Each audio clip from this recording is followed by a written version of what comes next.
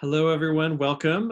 We're just going to wait for a minute or two as folks are sort of dialing in and entering into the room here.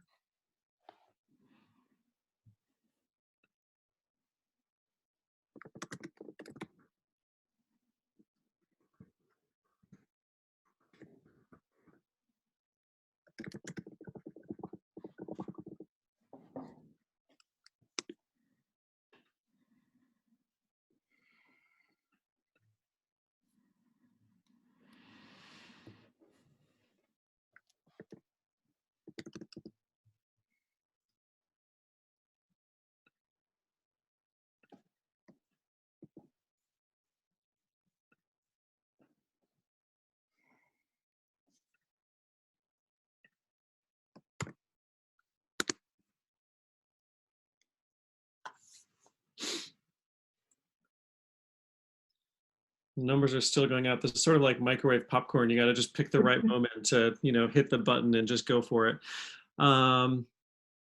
Why don't we get started? Welcome, everyone. My name's Peter Drobak, and I'm the director of the Skoll Center for Social Entrepreneurship here in Oxford. I wish we were all here together, but of course, circumstances have scuppered those plans.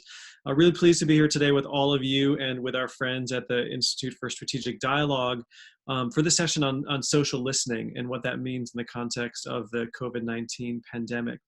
And I'm excited to introduce our speakers and set up the conversation in a moment.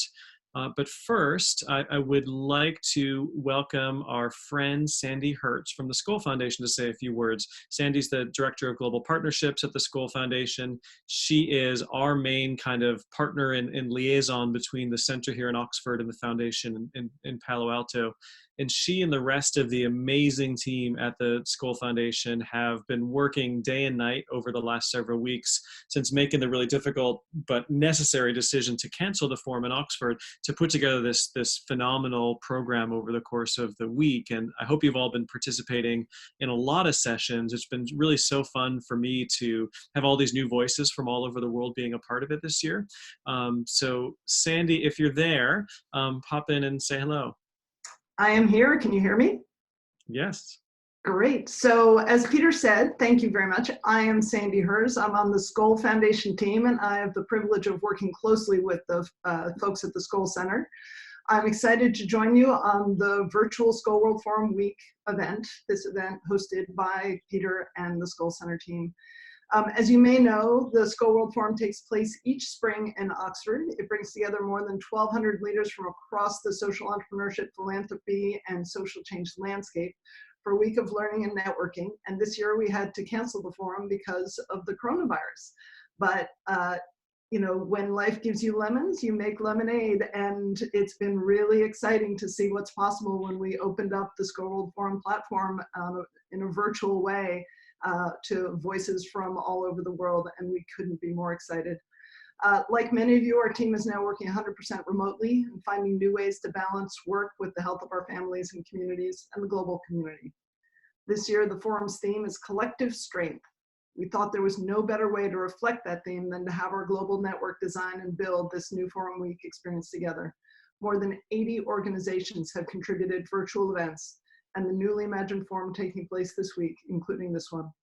And to follow along, we're using the hashtag SkollGoesVirtual, and we hope for you to do the same. In addition to dozens of independently hosted events taking place this week, we would love to have you join us tomorrow, April 2nd at 4 p.m. British Summer Time for the Skoll Awards broadcast, where we will reveal this year's Skoll Awards for Social Entrepreneurship. You can tune in at skoll.org/live. And with that, I'd like to turn it back to Peter. Can't wait for the session to start. Thanks so much. Thanks, Sandy. And for all of you out there, I've just put the website into the chat. If you want to see the full schedule for events this week, there are over 100 publicly accessible events happening all week long. It's an embarrassment of riches. And so do check it out. You can also sign up to join the Skoll community virtually for the forum this year by entering your own information. And it is a searchable database by country, by sector, by SDG for you to meet lots of other folks that you can make common cause with. So do check it out and participate. And I'll just second the suggestion that you tune in tomorrow for the Skoll Awards. I of course don't know anything about the organizations that will win awards because that's highly classified information, but they're amazing, and we all could use a little bit of good news right now and a little bit of a distraction from some other stuff. And I think it's going to be just the kind of balm that a lot of us need. So do check it out. Okay, let's get started. This is going to be a really fun, well, fun is maybe not the right word. It's going to be a super interesting conversation. I think it'll be fun too, though it's going to cover some difficult topics. It's about social listening and what that means in the context of the COVID-19 pandemic. And really, what does that all mean? You know, I've been as a person with a global health background, pretty busy, like a lot of other people, engaging around this epidemic and now pandemic for the last couple of months. And, you know, this is one of those things where none of us are safe from the virus until we're all safe from the virus, right? It's a big collective action problem. And a lot of us have been really hopeful that out of this crisis can come some kind of opportunity to come together in ways we haven't been able to before, right? And, you know, there's that sort of famous quote attributed to everyone from Churchill to Rahm Emanuel that you should never let a good crisis go to waste. And so we've had lots of conversation, and many this week, about, is this a moment we can finally break through and dialogue around universal health coverage, around climate change, around social protection for the most vulnerable? And those are really important conversations and work that's happening. Unfortunately, it's not just the good guys, so to speak, who are viewing the situation this way. And something that's really troubled me as just an interested observer over the last several weeks is the way that we've seemed to start to polarize along very familiar lines in the media and in social media and elsewhere in our dialogue. And this is the sort of crisis that's either going to bring us all together or it's going to kind of push us further apart. And, you know, this goes back to early February when I had a conversation with a good friend in London who is a really smart, thoughtful, reasonable, well-educated person who called me up and said, "Hey, have you seen this thing about Bill Gates and the research he was doing, and it looks like he may be responsible for this new virus. What do you think about that? Could you check into it for me?" And I thought, what are you talking about? That's crazy. And of course it is, and it was crazy, but that was just one of many, many, many sort of conspiracy theories and quack remedies and other kinds of things that have sprung up since then. We've also seen kind of this interesting evolution in sort of how different sort of media outlets in different sectors of the public conversation have evolved. I think a lot of us in the West kind of moved from "it's not a problem," or at least "it's not our problem," to "oh my gosh, it's a problem, but maybe it won't be a really big problem," to "okay, it's a really big problem." But then you start to see some familiar kind of lines of attack coming in. We've seen, you know, political dialogue about the Chinese blaming the Americans blaming the Chinese, et cetera, et cetera, et cetera. Folks like Anthony Fauci being attacked, you know, sort of someone who's one of the most respected public health figures in the world, who's been at this with every kind of president for 40 years, being attacked and vilified. And where is some of that stuff coming from? And so I just sort of observed this with some concern, right? That we start to be seeing all the same dynamics that we've seen with Brexit and the 2016 US elections and, you know, many, many, many other things around the world, that it kind of feels like everyone's retreating into some of those same corners. And that was just a pattern. And in conversations with our guests today, what I've come to learn is that there's a good reason for that, right? The risk that we face is there could be an acceleration of some of the most noxious and pernicious trends that are happening in our societies right now. And that's what we're here to talk about today. And I hope we can also use this as an opportunity to come together, the many of us that are here, the 100 plus, to think about how we can come together to find solutions and to fight that. And this is really at its heart what the Institute for Strategic Dialogue, or ISD, is all about. They talk about themselves as not a think tank, but a think-do tank. So it's not just about research, it's about translating that research into action, engagement on the ground with communities and civil society organizations and governments, and other work to actually combat the rising tide of polarization, extremism, and hate. And it's really extraordinary work, and we're lucky to have several from the leadership of ISD and some of their friends here today. So I'm now, after that long prologue, going to introduce our guests, and they're all here in the chat. So as I introduce you, maybe just wave wildly or do something obnoxious so people can see that you're there. And we'll start with Sasha Havlicek. She's the founder and CEO of ISD. So she spearheaded all of their phenomenal portfolio of research and engagement work. Her background is in conflict resolution, and she has expertise in extremism, digital information operations, electoral interference, and has advised governments, multilaterals, the big tech companies, has testified before Congress in the US and Parliament in the UK. And once you meet her, you realize you see her on TV a lot too, talking about this stuff. Sasha's joined here by Zahed Amanullah. I hope I'm doing okay with your names. Zahed is a resident senior fellow at ISD, and he leads the kind of do part of the work as I understand it. So that's really the civil society engagement and partnerships with folks on the ground who can actually fight back against some of the things that they're studying.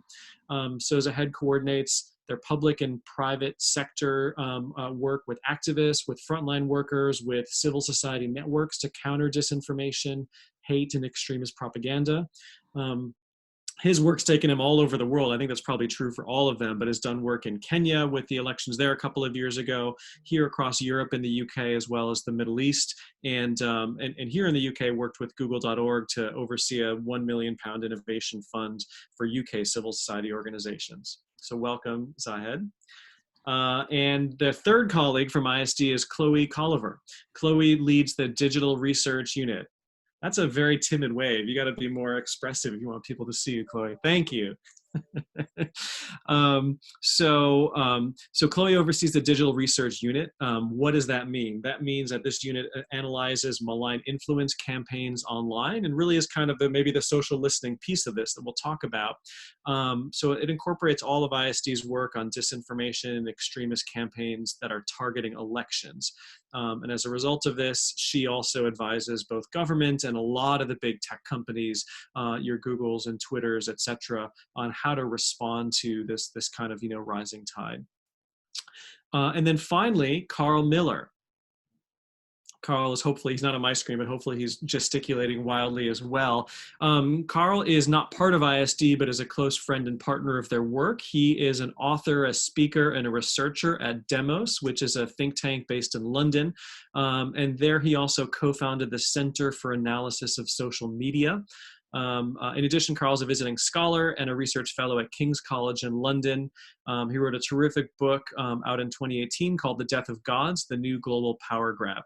And all of them are going to bring terrific perspective. So let's get into the conversation. Just so you all know, in terms of ground rules, we'll sort of start with a kind of traditional, at least virtual panel discussion, but I do want to make it conversational and informal. You are all welcome to join in as you see fit. You can either type sort of questions or comments into the chat. We'll try to follow along and bring some of those conversations in. There also, if you click participants, there's a raise hand function where you can sort of raise your hand if you want to jump in and speak. And of course, we would love to have you actually, as humans, engage and speak as well. So we'll sort of go around and start a conversation with the four of them and then open it up to the rest of the group a little bit later. Cool, everyone ready to go?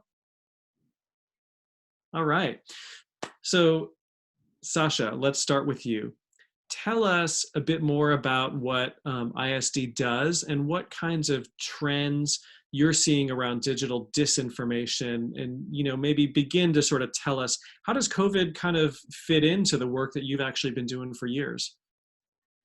Peter, thank you so very much for this wonderful introduction. I think you said everything there is to say about ISD, and I'm very grateful to you and your colleagues for hosting us here today. Zahed, Carl, and Chloe are going to tell you all the important and interesting stuff, but I will answer your question, tell you a little bit more about what ISD does, and provide, I suppose, a little bit of the backdrop in relation to what we're seeing today, a little bit of the context around the groups and the mobilization that you've referenced in your introductory remarks, which are important and significant, I think, for all of us to be understanding and responding to together. And this forum, bringing everybody together to look at real world solutions, is extremely important and something that we'd love to address within this session. I am experiencing a couple of, I can see my internet connection isn't absolutely brilliant. If it doesn't bother you, I may switch off the video and speak to you without the video on. Would that be okay? Just to make sure that I can continue to be heard? No problem. So just a couple of additional words about who we are. I suppose we're a global team. We're a global team of data analysts, of researchers, of policy experts, of practitioners, of activists, and we like to think of innovators. And we have been working now for nearly 15 years. On the one hand, to really understand this rising set of challenges around extremism, hate, polarization, disinformation. And on the other hand, to really look at how we can generate fresh thinking around policy response. And in that context, really to work very directly with governments at the central government level, with local government, with local authorities, to equip them with the evidence base to forge policies and approaches and programming that can genuinely address these issues, to measure and evaluate the impact of that on the ground. And on the other hand, to use that data and insight to work with civil society and to empower the people that really can have an impact on pushing back the tide of these ideas, of these ideologies within the communities in which they're seeing this and which are most affected. And so we work through a combination of education, technology, and communications programs to empower our partners on the ground, youth, practitioners, community influencers of all sorts. And again, some of this work is highly experimental. We're looking at trying to beat off the enormous influence operations we've seen deployed over the last many years. And part of that work now has very much turned to advising governments on the policies and strategies we need in order to mitigate the online harms we face today. And I think it bears mentioning that when we started this work in 2006, we couldn't have imagined the enormous impact that the digital information revolution has had on our lives, on every part of our lives. You know, the fundamental transformation of our information ecosystems, I think, cannot be underestimated, and has, you know, fundamentally overturned factors of power. The ability of a committed few to reach further and faster than ever before, we saw exponentially exploited very quickly by bad actors, a whole range of bad actors, who we've seen to be early adopters of these new technologies, of these new communications methods. And so over the past decade, we've watched a combination of hate groups and extremist movements deploy ever more sophisticated, very international, cross-border propaganda, influence, and recruitment operations. And these are amplified, again, massively amplified, hypercharged by digital technology and by the algorithmic amplification, if you like, of sensationalist content that we see. Amplified and boosted also increasingly by state actors. And I think we've all been privy to that.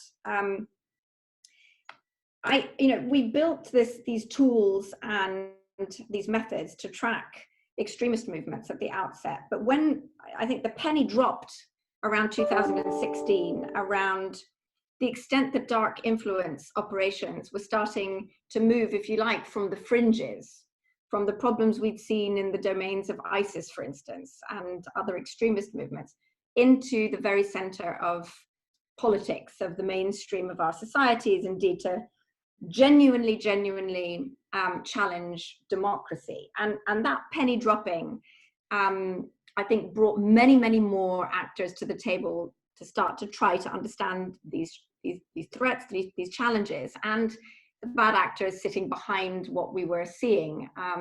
You mentioned Brexit, you mentioned these elections. Now, we were asked at that time to apply the tools and the methodologies that we had built out. And Carl and Chloe will speak more to that infrastructure that we've been building over the last years and how that's been adapted to these issues that we currently see with COVID, to disinformation more broadly. But we were asked to apply those approaches to essentially looking for Russian fingerprinted influence campaigns around elections. This is what everybody was sort of obsessed with figuring out and finding more about. But in reality, what we found was something much more complex. And I think just a couple of words about the trends that we've seen over these last few years in terms of that disinformation space, in terms of actors, in terms of tactics, and in terms of targets. In terms of the actors, while we set about looking for that Russian fingerprint, the picture is much more complex.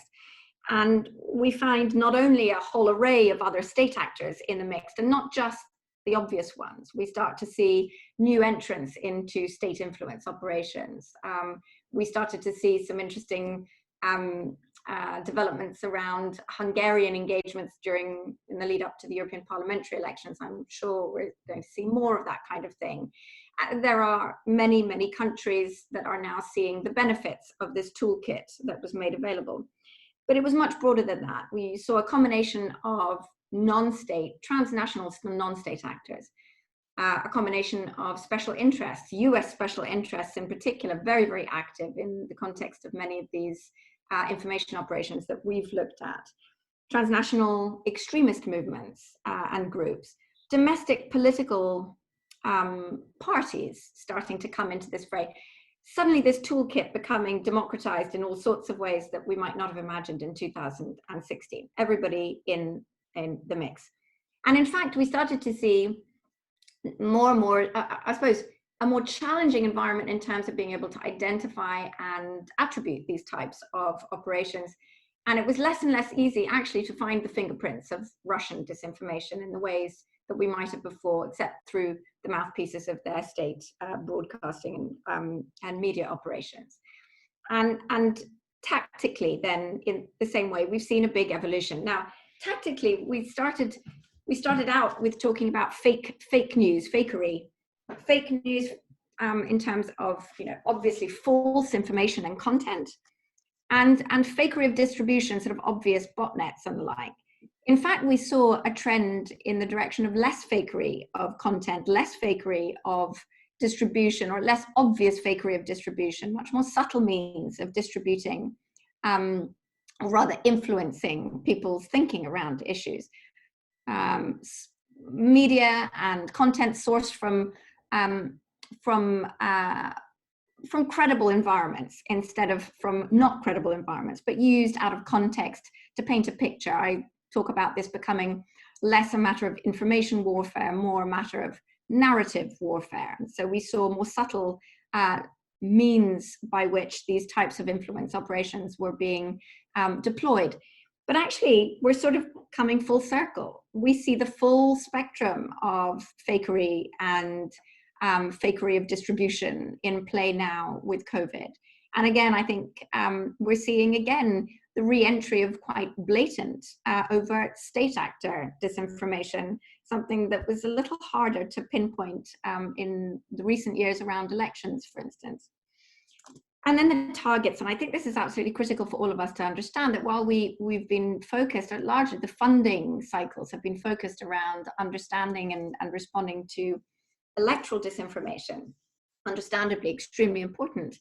What we found was that this same constellation of bad actors, transnational extremist groups, special interests, boosted often by state actors with an interest in undermining cohesion within our societies, undermining liberal democratic norms and frames of thought.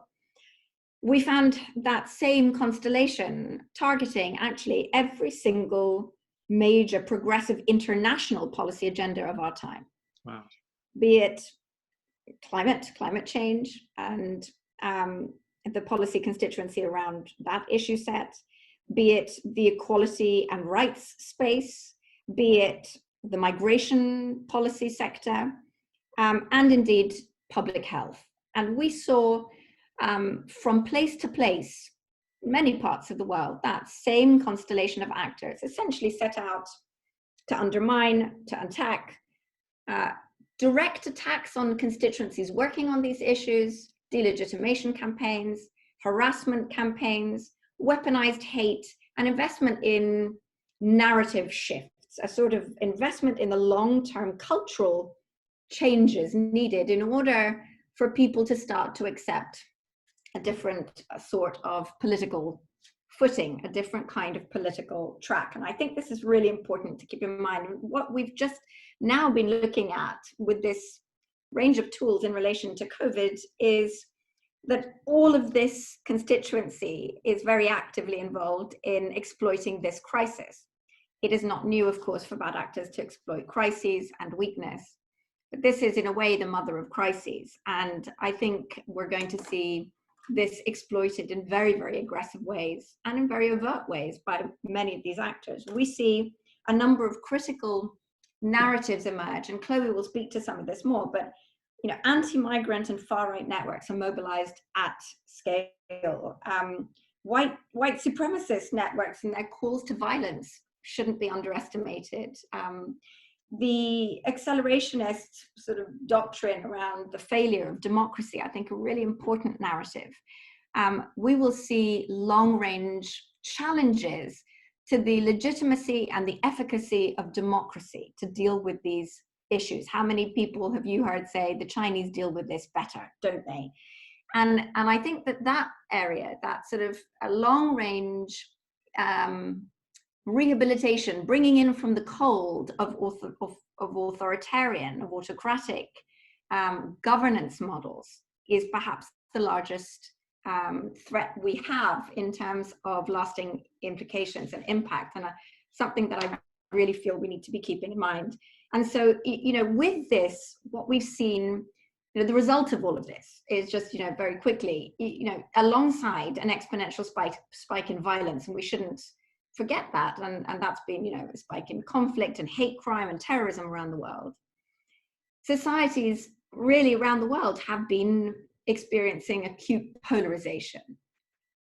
And we, you know, well before this crisis, but I think we'll see that aggravated.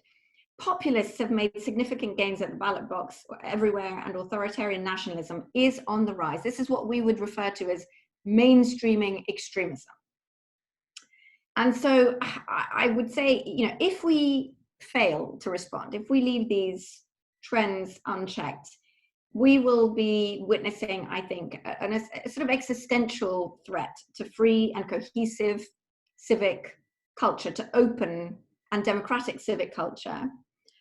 We will see the undermining of democratic institutions. We will be putting our communities at genuine risk of violence and polarization, and we will see the derailing of progress on every major global challenge of our time, from climate change, migration, to public health, which is what we're seeing right now.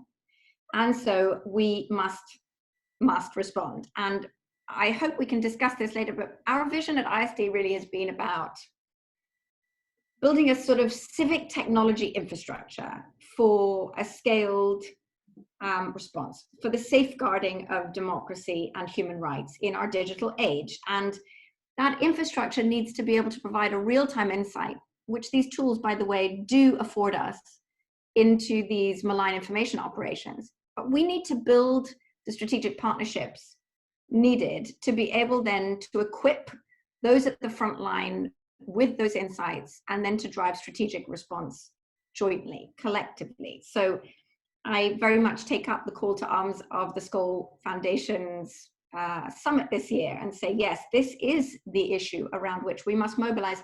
We must connect the dots across all of these sectors of work if we are going to see progress on any of them. Each and every one is existentially threatened, and progress will not happen on them if we don't act. Wow. Oh, sorry, someone, you want to jump in?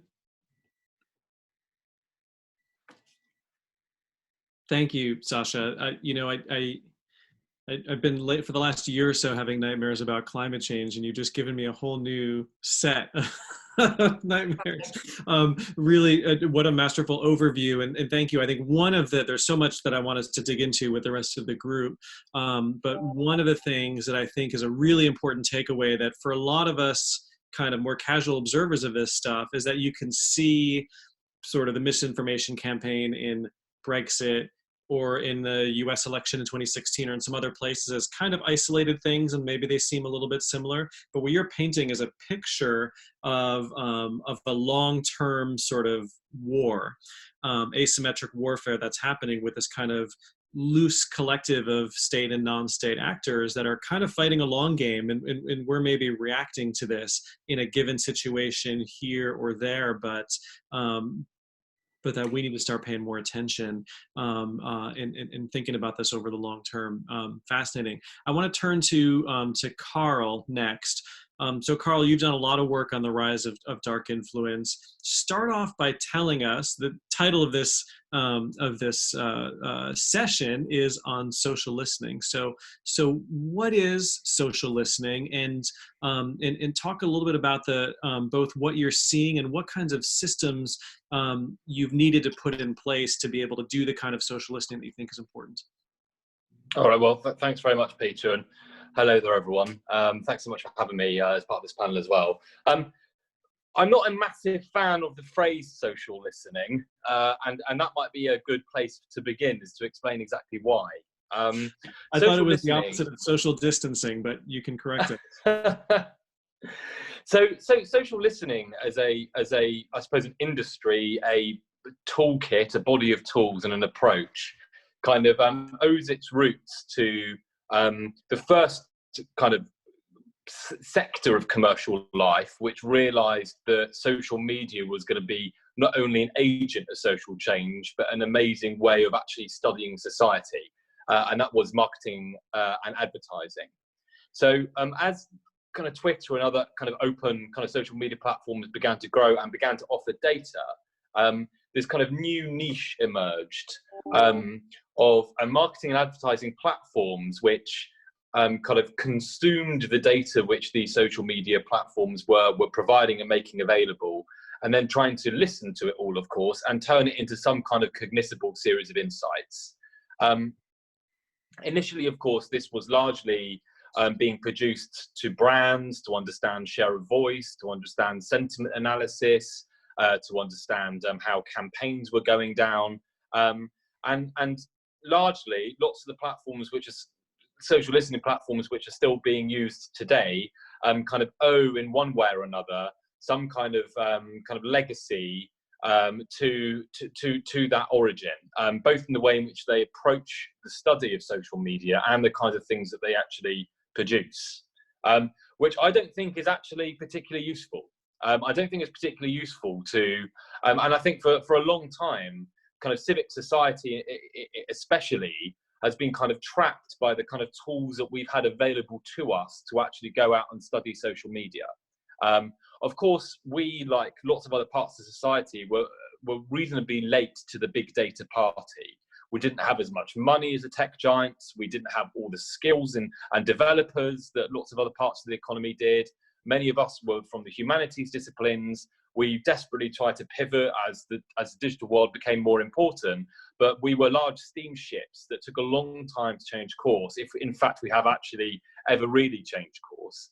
And that meant that as ISD and other organisations like it began to try and confront and tackle these new kinds of problems, which we saw had massive social and political consequences, but were largely erupting and happening and needed to be confronted in one way or another online, we were left with this kind of series of tools called social listening to do it.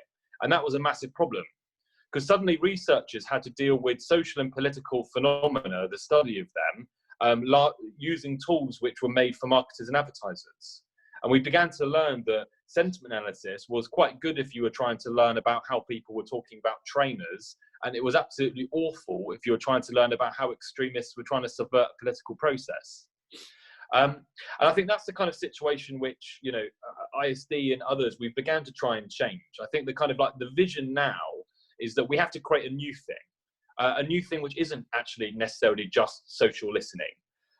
It's something which looks a lot more like a kind of social media science, if you will. It kind of borrows some ideas from social science, the principles around how human beings, whether they are online, offline, or on any other forum, can be reliably and robustly understood. We've got a century of experience in thinking about that. It borrows some things from the muscular suite of kind of data analytics technologies, which have grown ever more powerful and ever more available, in fact, for people outside of data science to actually use.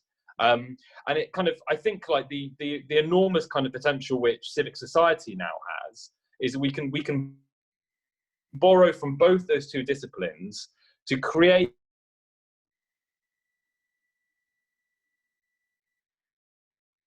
in general, say, which is borrowing from both of those two disciplines to create something which, in a sense, is also trying to do the things that the tech giants are doing, but trying to do it in a completely different way with completely different ends and interests and likely different approaches. So as Sasha says, and I think it's completely right, this is a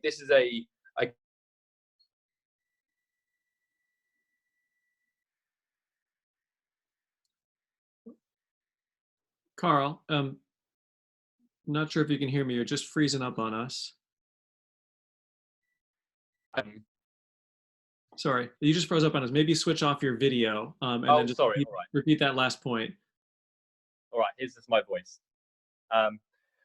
Wave desperately, not that I'll pick up the image if I break up again. So basically, lots of people have realised around the world, from autocratic states through to extremists, that these online spaces where we're now living and where we're being influenced are far easier to gain than to stop being gained, far easier to spread disinformation than to detect it. And that means that up to now, civic society has essentially been a spectator in this battle. We've been sat there watching, on the one hand, the bad actors, developing a tradecraft and using that tradecraft more and more and more, and on the other hand, the tech giants trying to protect their platforms, of course, trying to keep people safe, but doing so, balancing that against a series of other commercial concerns, not necessarily able to do so in ways which are straightforwardly transparent. And of course resistant to intervention into this battle from other political bodies or from necessarily civic society. That's largely been the dynamic.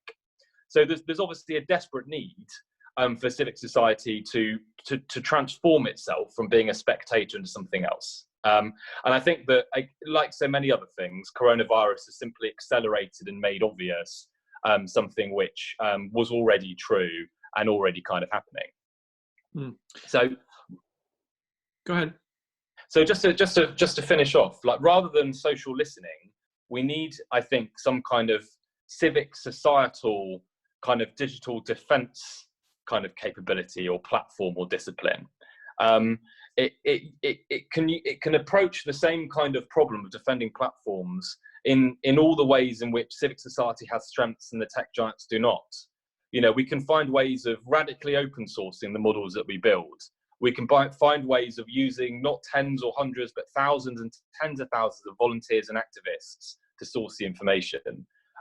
We can find ways of creating and training technology which is far more varied and diverse and broad-based than anything the tech giants would even try to do, let alone have done. And of course, we have many other levers at our disposal when it comes to actually confronting this. Everything from counter narratives all the way through to legislative and political change. So I'll stop there. But that's the kind of space that I think has existed for civic society to step into for a long time. And I think that now more than ever, as we see this enormous struggle for truth erupt around coronavirus, it's becoming patently obvious to all of us that we need to step into that space more decisively and more urgently than we've ever had to in the past. One follow-up question. Can you just briefly try to explain to the sort of dinosaurs like myself, why is it that it's so much easier to spread the stuff around than it is for the companies who run these platforms to stop it? You talked about, obviously, there's some maybe competing interests, commercial, political, otherwise, but why is that they can't just stop it? So there's lots of reasons. How long do we have? I mean, the primary one is to do with the way the platforms are designed. So every tech giant has an incredibly important team, usually called something like growth. And it's the point of this team to make their platforms have as many users and as much use as they possibly can. And from the very beginning, there are a series of kind of architectural design principles which growth teams have understood to be really important. And the most important one of those is get rid of all friction.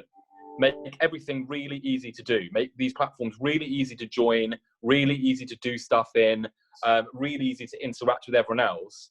And in a frictionless environment, everything is easier to do than it is to spot. Very little information required to join. Space is largely anonymous. Transaction costs of doing anything almost nothing. And that means that to create.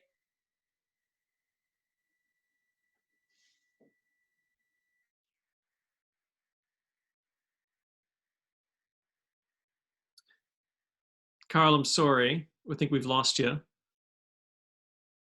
I'm sorry. I think I accidentally muted myself in full flow. In a nutshell, Peter, frictionless environments are just that everything is easier to do. It's easier to do good stuff and it's easier to do bad things. But detection, actually very difficult. Detection is all about spotting patterns. It's all about trying to, at scale, find things which other people want to be hidden. So it's often to do with models, it's to do with scaled heuristics, it's dueling maths. And fundamentally,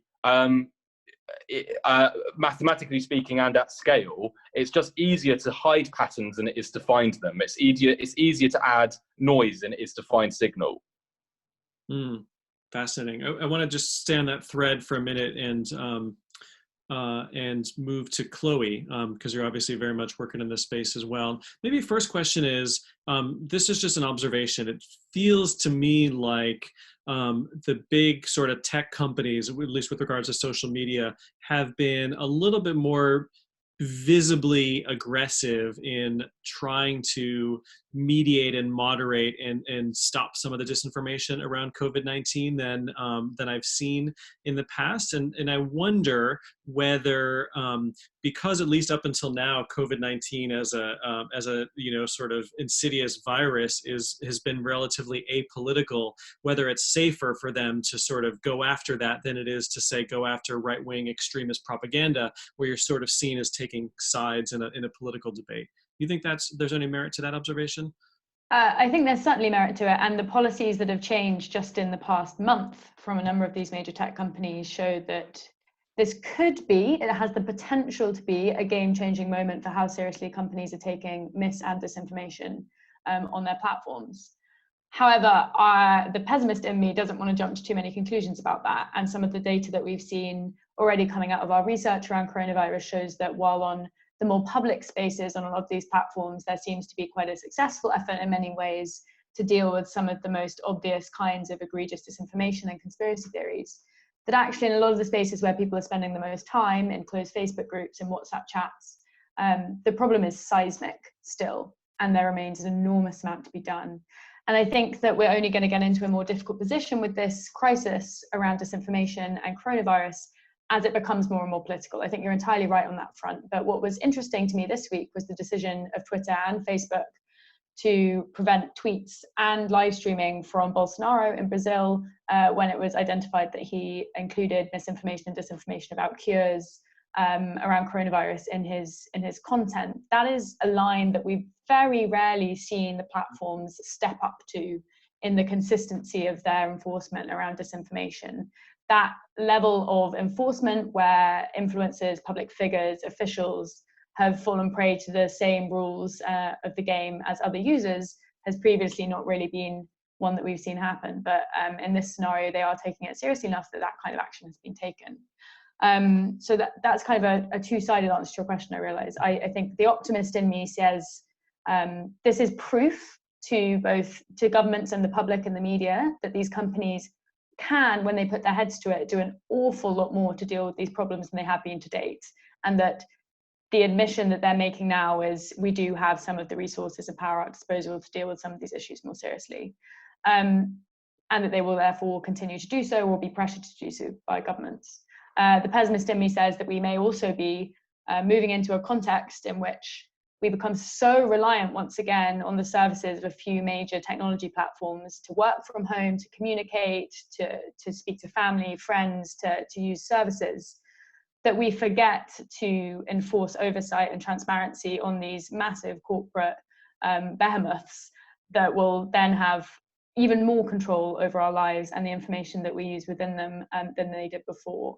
So I think there's a number of directions this could take, and we need to be really careful to make sure we are, as civil society, trying to provide as much transparency and oversight over what's really going on across the platforms, whether it be e-commerce and Amazon selling books about fake coronavirus cures, all the way through to Viber and WhatsApp groups spreading conspiracies about Bill Gates, like your friend might have seen.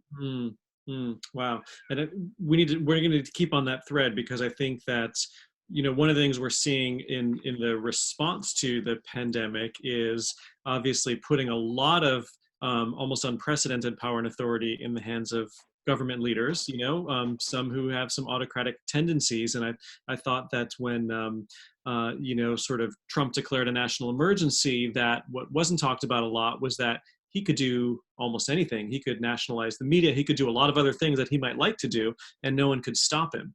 And at the same time, we're starting to see some really clever apps for contact tracing that monitor all of our whereabouts on smartphones. And Singapore used that really successfully to help control their epidemic. And now they're starting to pop up elsewhere in the world. And I imagine there are real questions around how those data are being used and who's controlling them, and those kinds of things. So this is a place where some of the cures might be almost as bad as the disease potentially.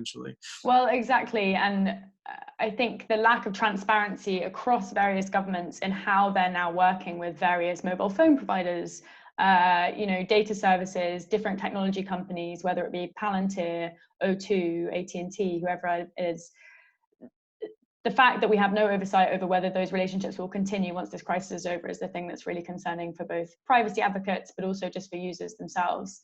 And the level of surveillance that is now being enabled in order to hopefully save lives, we have no idea whether that will continue afterwards for more nefarious purposes. There's also been an enormous amount of cybercrime, an increase in the kinds of hacks and spam and attempts to kind of wean money out of people, profiteering off the crisis online as people move their lives ever more onto online platforms, using online payment, all sorts of things. So I think there are a number of risks that currently aren't top priority necessarily in people's minds, that in the long run we need to be confronting to make sure that the balance of health and safety is being outweighed by privacy and civil rights.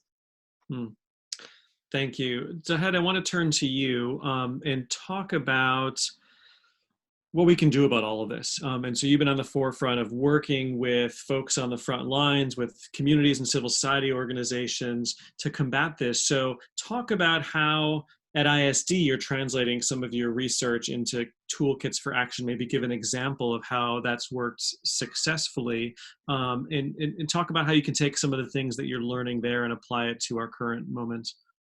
Sure. I think it's easy for us to get caught up in the sort of analysis of this from a bird's eye perspective, and lose track of the issue that this has real impact on the ground with real people. And whatever the solution is, whether it involves there's a tech aspect, there's a policy aspect, a research aspect, it will definitely involve a civil society aspect. It will definitely involve the participation of groups on the ground that are suffering from the byproducts of this phenomenon. For us at ISD, for many years, it's really been tracking the way that groups promote hate against different communities, whether it's the far right or Islamist groups and so forth. And as Sasha's mentioned and Carl's alluded to, that there's in a crisis situation, this is when all of this amplifies. I mean, a lot of our work, for example, we've been studying a lot of our theories around elections as this time when a lot of this stuff was amplified. Again, a whole bunch of different actors working, loosely together, sort of to promote division and hate more specifically. And we've studied this throughout Europe, Middle East, and you mentioned in Kenya, where we did a project for a couple of years. And the patterns are all very similar, even if the tactics differ. And our challenge has been to try to translate how, what our findings lead us to conclude as far as strategies are concerned, with the capabilities and the insights and the wherewithal of civil society groups on the ground. And I'll give a couple of examples. First, now with the COVID crisis, in terms of manifestations of hate, one of the big spikes that we've seen is, a rise in hate incidences against people of East Asian ancestry, Chinese Americans, and so forth. There's a great site, AAPI, Asian American Pacific Islanders Hate, that has logged, I think, 650 incidences in the last 2 weeks, all related to fear generated around COVID. That's a very explicit example of how this online instigation really, brings about offline harm to real people. So I think that's what we need to keep in mind the most, that this isn't all academic. This is something that involves society writ large. So we work with communities of all backgrounds, and I can give a lot of instances for those in Muslim communities, which I've been working closely with for many, many years, and their place in this. We've been working very closely with them anyway regarding hate around elections upcoming in the U.S., but also in other countries, and it's generally the same. Whenever there's a crisis, it's an opportunity for their efforts to do their civic society work, whether it's involvement in the political space or otherwise, to be attacked and targeted. And most of the organizations that I've spoken to in the last few weeks, COVID has been an amplifier of those activities, and it's a little bit ironic, because a lot of the organizations, part of their strategy to push back against the hate is to promote a narrative online that counters the narrative that's been used against them since the Muslim ban, especially over the last couple of years. And it creates this unvirtuous cycle where, that visibility increases the opportunities to marginalize them further. In the UK, in the last few days, there's been a number of videos, for example, circulating on Twitter, of Muslims praying in the streets, and with a proclamation that they're putting everyone at risk of COVID by insisting on congregating, when the opposite is true. Actually, they all shut down, and the videos are from years past. And in fact, we've had police departments come out and disavow them, taking that stand. So, the people who want to promote hate never miss a crisis as an opportunity to amplify this stuff.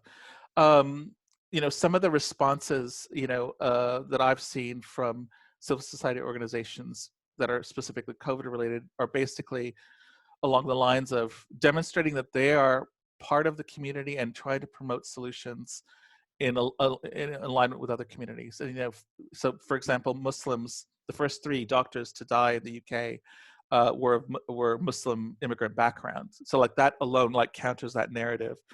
And people have been promoting that as a way to get in front of the curve and try to show that not only are we all in this together, but everyone is doing their part to fight against this. That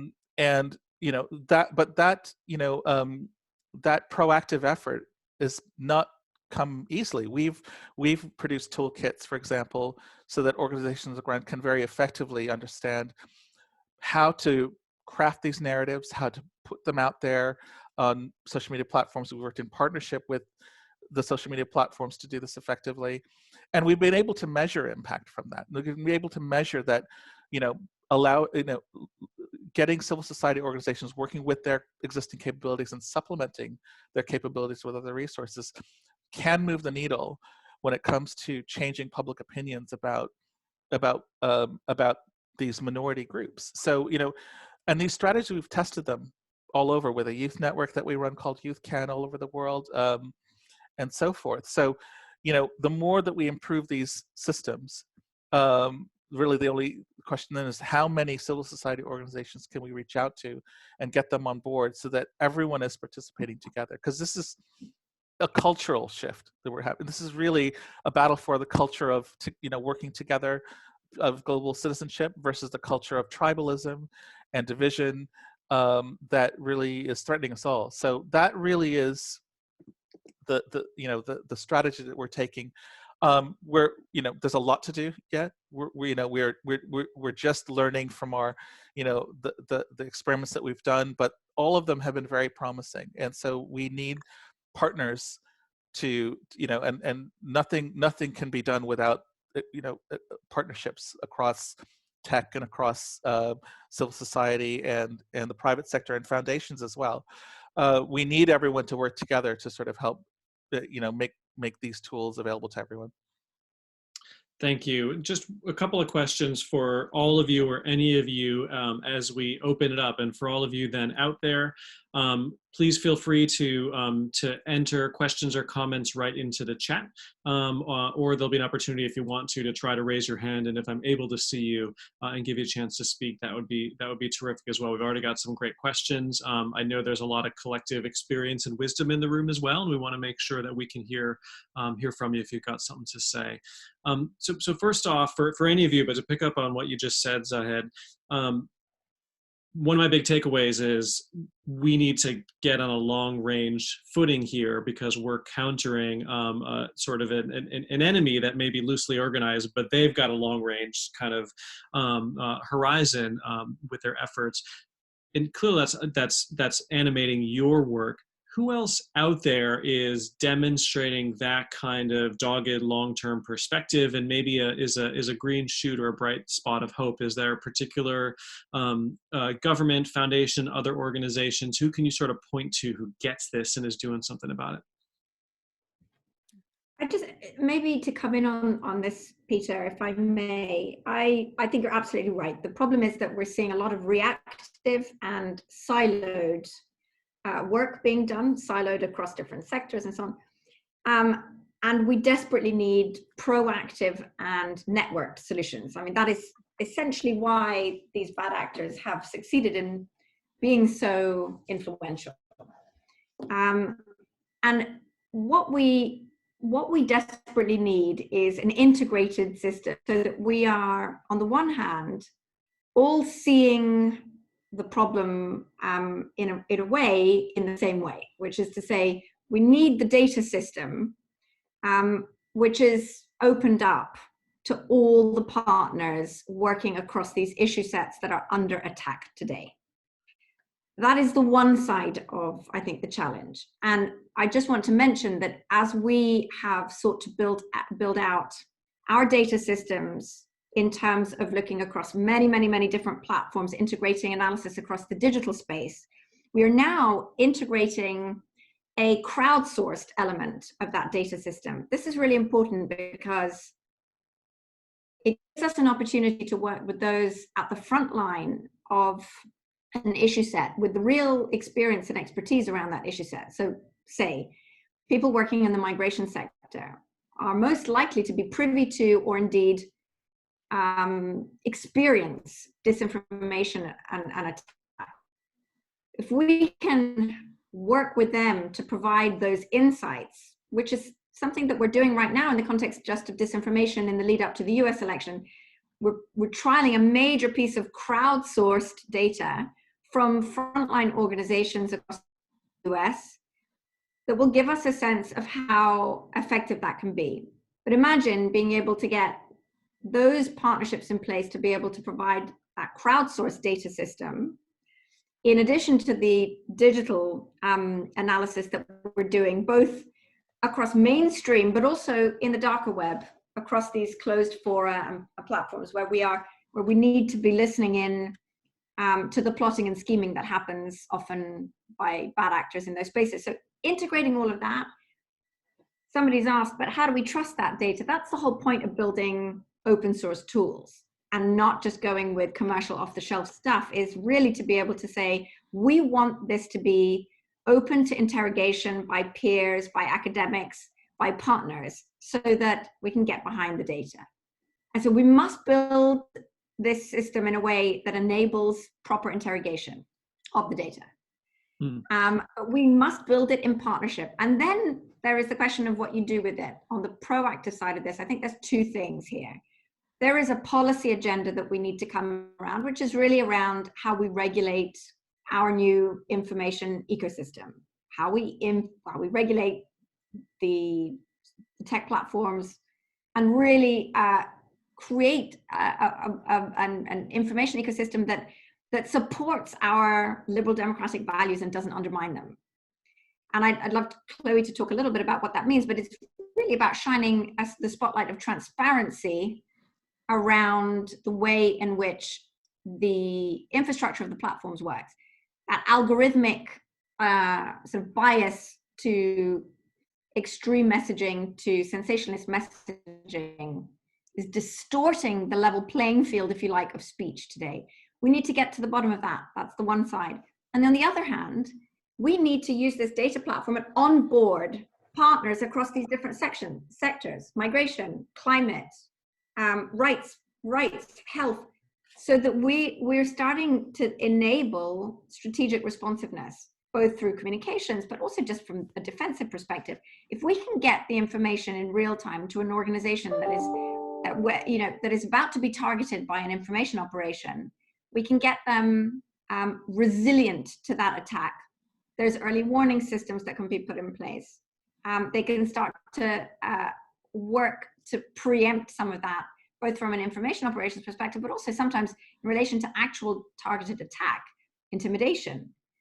So there's a lot we can do together on this front. And I think that the climate sector, in many ways, has been, you asked for a good example, in many ways has been ahead of the curve on this, because the climate sector has mobilized a massive networked operation that has approached the issue both from a policy standpoint and from a cultural change perspective. They've looked to shift the way in which we think and behave around this set of issues, and they have done that with sizable investment in communications infrastructure. Interesting. Chloe, anything you want to pick up on there? Yeah, I was just going to come back to your question on good examples. I mean, I think there's an enormous amount of really interesting digital research being done in either on specific platforms or around specific techniques. So, there are really wonderful teams at different universities. For example, we can look at NYU's Cybersecurity Center, who do really amazing work looking specifically at political ads online and the different ways those can be interrogated, how we can find out more about what's going on, where they're being misused and abused, for example. But that's one sliver of the pie. You can look forward to other universities or think tanks or institutions who are doing really interesting work looking particularly at Facebook, cross-posting on Facebook groups, to try and understand where there's inauthentic community work going on that we can't see. So we've been trying to talk to a bunch of different partners and groups to see the different methods, the different approaches that are being taken and where those have been successful so far. And Carl and I together did some of that evaluation work at the end of last year to think through, what has worked to date. There are definitely things and approaches that are being trialed and tested that are really effective and efficient at finding different kinds of information operations and different kinds of distorted behavior. How can we try and now build a system that tries to bring some of those different approaches together a bit more? And I think we're getting there, and I'm optimistic that actually across a bunch of different civil society organizations, think tanks and academia, the approaches are there. They're just currently being trialed and tested in silos and not in a holistic whole. So I do think there's reason for optimism if we can get the kind of partnerships and support in place that will mean that those things can come together a bit more successfully. Great. Interesting question here from Mariken, which I'll just summarize or paraphrase a little bit, that there's a tendency in trying to counter some of this discourse and misinformation to use arguments that might target people on sort of one side or the other, rights-based, market-based, system and crisis type arguments, but arguably that discourse doesn't target people in what they call the persuadable or silent middle. In what ways are you taking into account the underlying moral values when drafting interventions? And this is a really interesting question. We've had to address it in relation to the work that we've done on extremist constituencies. How on earth would you dissuade somebody who has already signed up to an extremist ideology through, practical sort of myth busting? Essentially doesn't work in this space. It is largely about the person that is engaging with that constituency and their credibility, so credible voices, and it is largely around an empathetic human outreach. We've tested sorts of approaches to those types of conversations on a one-to-one basis with people who are highly skeptical or opposed to the views that one might be wanting to put forward. And it is extraordinary what can be done through direct outreach and empathetic engagements by people who may be credible in those contexts. Now, there are influencers, proxy influencers into all of these types of spaces that I don't think we've sought to properly engage and deploy in this context. But you need to find those proxy influencers. We've talked a lot about, engaging veterans associations, engaging unions, engaging church groups, those types of organizations that may naturally have an engagement with constituencies that may be skeptical and have resonance with those audiences. I think that there's a bigger job to be done on thinking through how one engages, and emotive human engagements simply work better than factual, evidentiary, nice, scientific, fact-based type engagements. Yeah, I think that's a truism.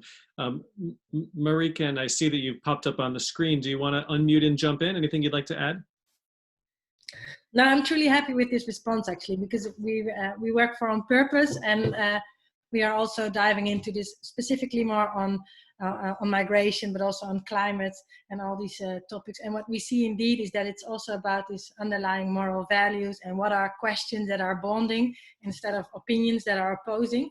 But it is a struggle. So yeah, we would love to learn from you and maybe get in touch with you later to explore other possibilities to collaborate. But this is exactly the field that we are currently working on. And it's quite challenging to find the right tone of voice, to be credible, to find the people who are trustworthy, not when the crisis happens, but before the crisis is starting. You have to build up this legitimacy and this credibility. And from there on, you need to move on. So yeah, and that's a search, and I think we need to do this together.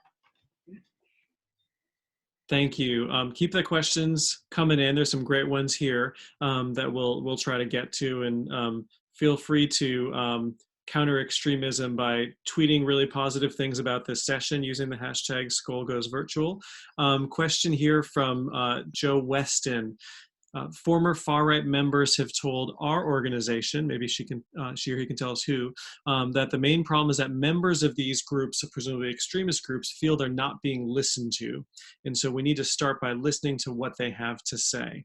How are you addressing this without encouraging or giving platform or voice to those opinions? I think there's let me, Peter, if I may jump in. Of course. There's a great deal of confusion still around what is the problem we are in fact actually trying to confront here.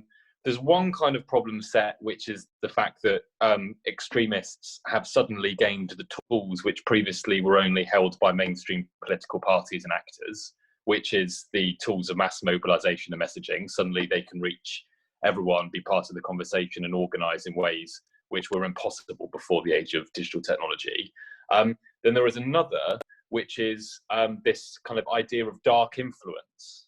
And I think it's very important that we begin to disaggregate the propagation of political ideology online, which is one thing, from the way in which any political ideology is being argued for or being propagated or being spread online, which is another thing. They're two separate interlocked problems, of course, but actually distinct in terms of what they're really doing. I think quite a lot of what we're doing is the way in which illegitimate political ideologies are also being spread and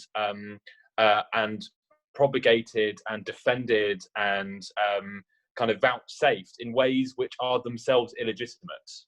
So it's an uneven playing field, both in what the message is, but also especially how that message is being spread. And quite a lot of the problem here is that not only are kind of far-right extremist groups, far-left extremist groups, radical Islamist groups, autocratic states got a bad message to tell us, but they have built capabilities to exploit and undermine the online forums and thoroughfares, which we're now, especially in the age of coronavirus, living even more than we did before, in ways which we are not capable of. We don't know, we're not even aware that they are happening. And when we do pull them apart, we know are actually extremely effective and extremely subtle. And the last thing I'd like to throw in here is that of this grab bag of illegitimate ways of spreading any message that you want, which I think is actually a kind of part of, a kind of overlooked part of this entire issue. Much of that actually isn't necessarily even really to do with misinformation or disinformation. When you kind of interview influence purveyors, people that have done these kinds of work, which I've tried to do, very little of their campaigns really are to do with the explicit propagation of a falsifiable lie. Much more often it's to do with cherry picking some truths, wrapping them into suggestions, leaving a hanging question, and simply then being able to control how people spend attention.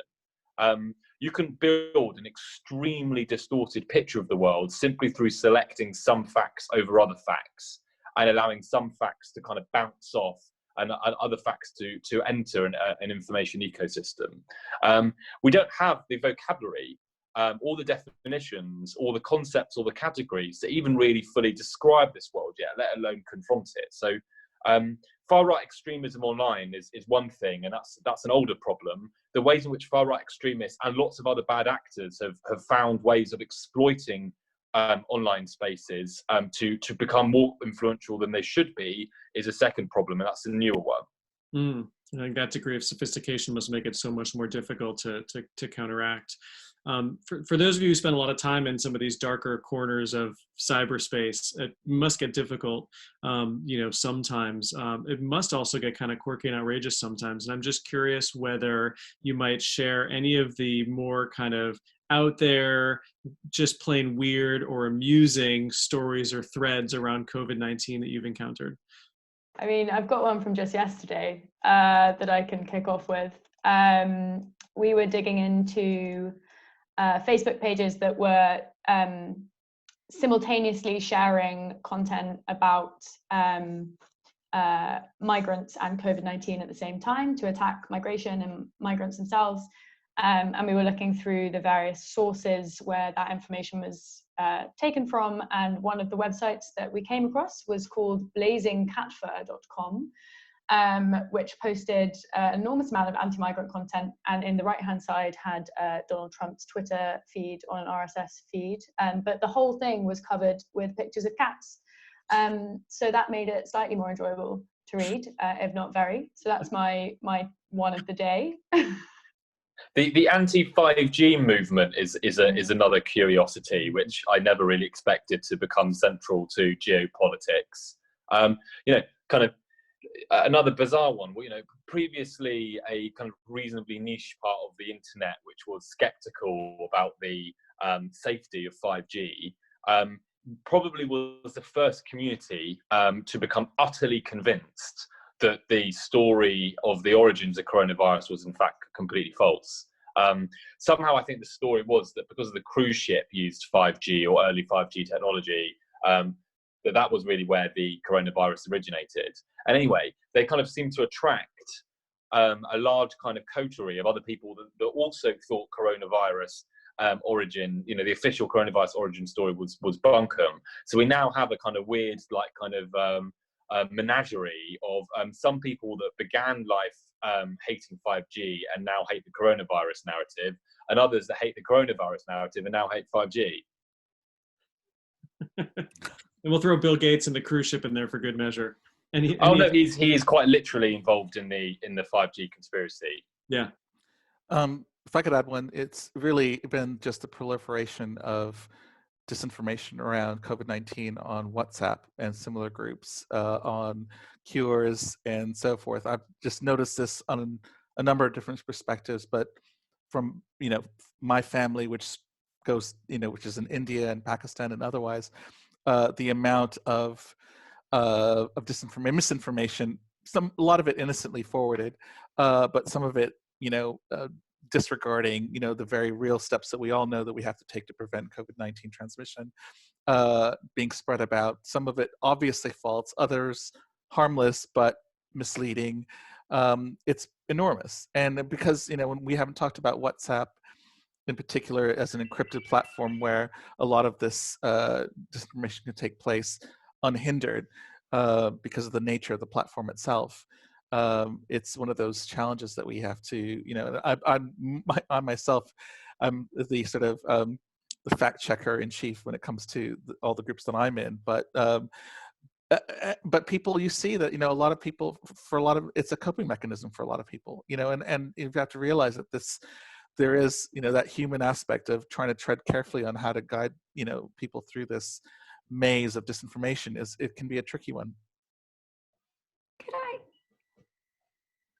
Could I just come in, Peter, because there are a couple of really interesting questions around education and critical thinking, which I think are really important. And we've certainly, as one of the responses to these problems, looked to build educational resources both for schools, for teachers in school situations, but also in informal educational settings. Digital citizenship education. How do we get people both understanding what harm looks like online and really more about the way in which the technological infrastructure can lead you inorganically to certain spaces and content that you may not realize is in fact inorganic. But also, how do you start to respond to that? What is your role in creating a positive environment? We have educational tools and resources, for that, and would love to share them. I don't think they go far enough, and they are piecemeal. We have not universalized digital citizenship education in our countries. And of course, it doesn't deal with the adult educational problem, because this is all, of course, for kids, where we have this enormous challenge in terms of adult digital citizenship education. We're starting to look at whether and ways in which we might partner with companies, employers, to do more of that in terms of workplace-based training and provisions. I think that's going to be absolutely critical over time, so that people are abreast of what this is and what it looks like and what they might be able to do to respond to it. And then I think that there are some interesting, again, crowdsourced opportunities. Damien Collins has launched this Monday something called Infotagion, where, again, he's asking the public to send in whatever they see that might be suspicious, and is hoping to get fact checkers to be able to turn that around. And we will be doing some of the analysis on the back end of that. But getting that back into public fora, I think there are ways in which to do this.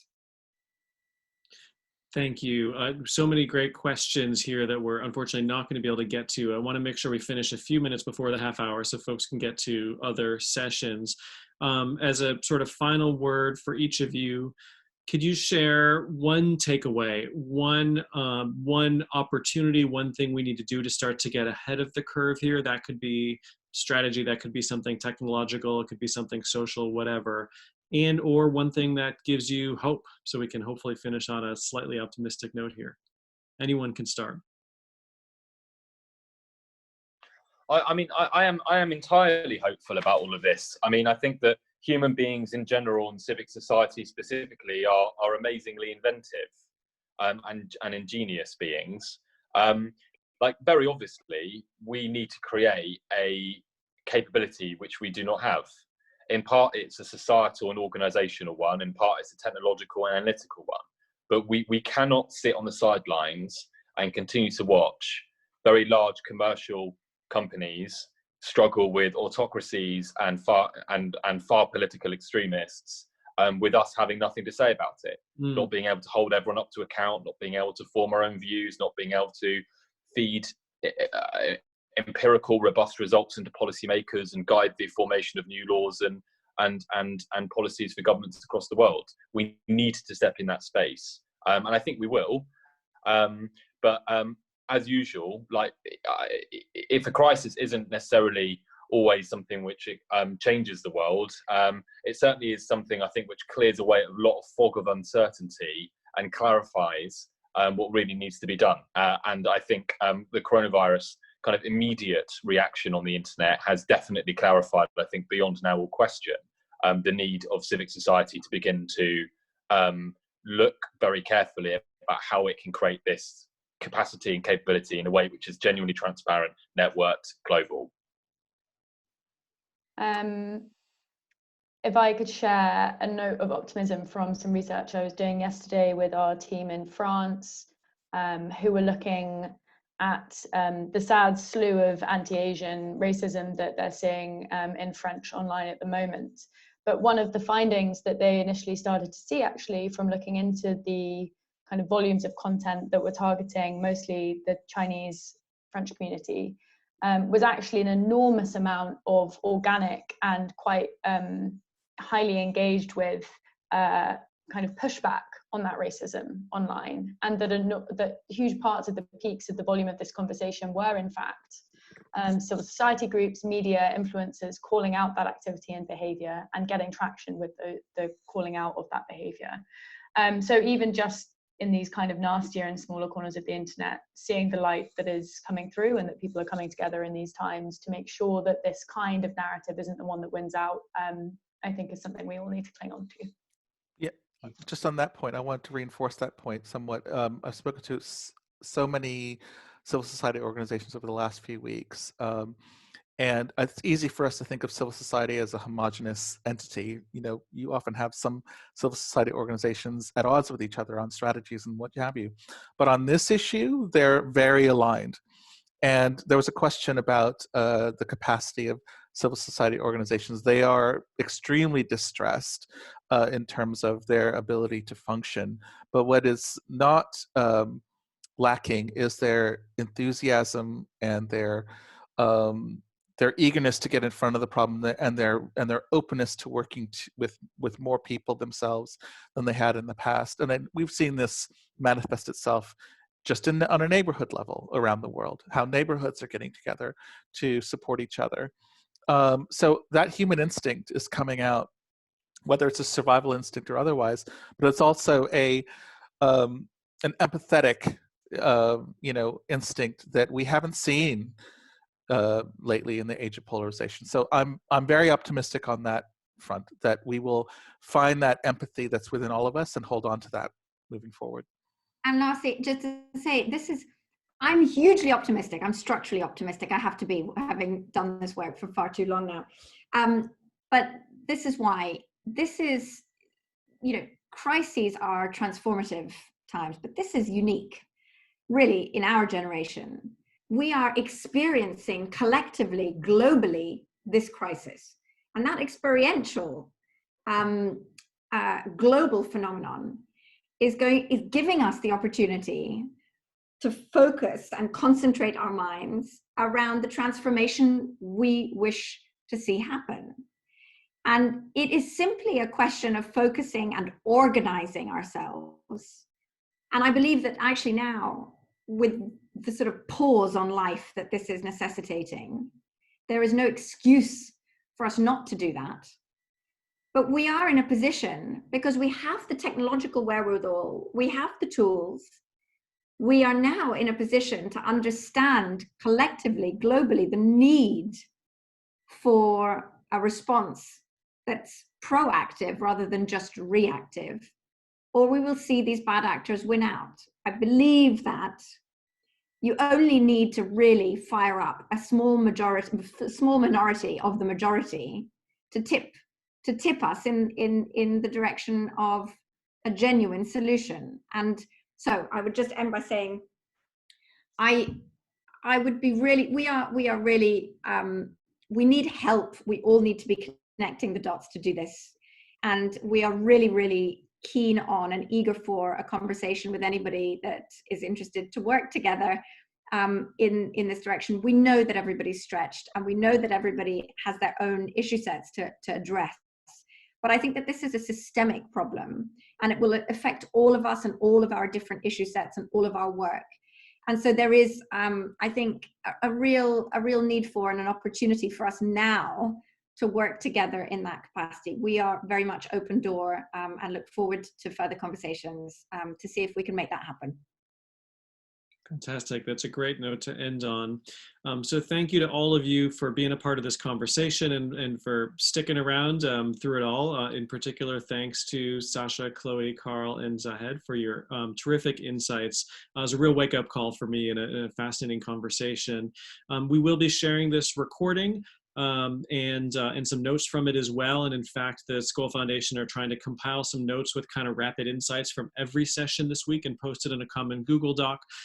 Be in touch if you can't find that, but most of what you need is on the Skoll virtual forum page. And again, you can sign up to join that digital community and continue the conversations that were started here with one another.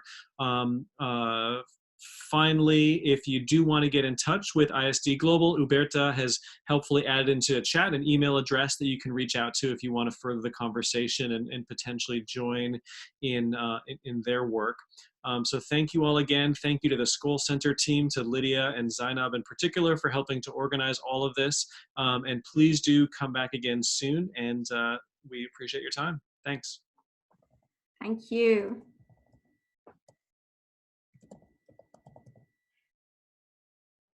Thanks, everyone. Thank you so much, Peter. Pleasure. Great session, everybody. Congratulations. Thanks so much. Thank you, Sandy. Bye. Bye. Thank you very much.